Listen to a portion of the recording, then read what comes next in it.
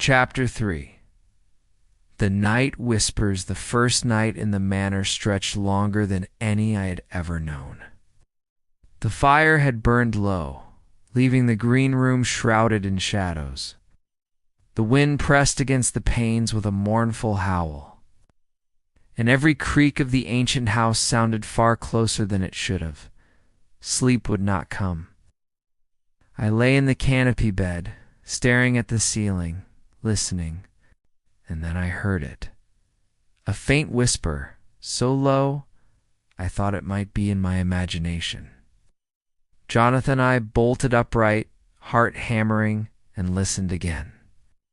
The whisper came once more, slightly louder this time, and unmistakably from the corridor outside my door. I tried to tell myself it was a draft, the settling of old wood, anything but what it felt like. A voice that knew my name. The hours passed. Each time I closed my eyes, I heard it again. Sometimes multiple voices, overlapping, almost conversational, laughing softly, then suddenly silent. Driven by a mixture of curiosity and dread, I rose and approached the door. The corridor beyond was empty, pale moonlight spilling through the high windows.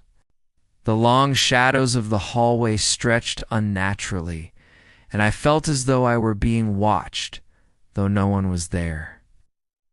I took cautious steps down the hall, my boots echoing against the stone.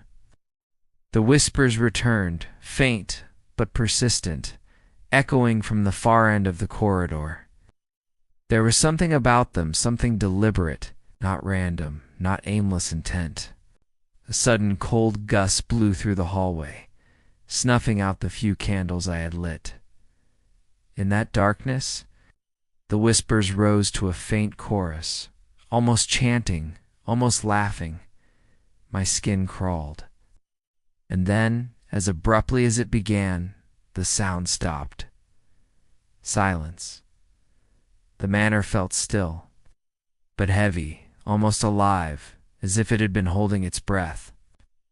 I returned to my room, trembling, and locked the door behind me.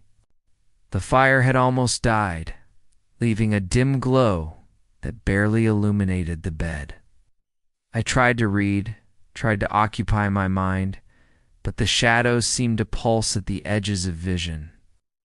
Just before sleep claimed me, I thought I saw movement in the corner of the room, a tall, dark figure watching, fading as quickly as I tried to focus on it. I closed my eyes, knowing I would not sleep again that night, and whispered to myself, "The East Wing. It must be the East Wing."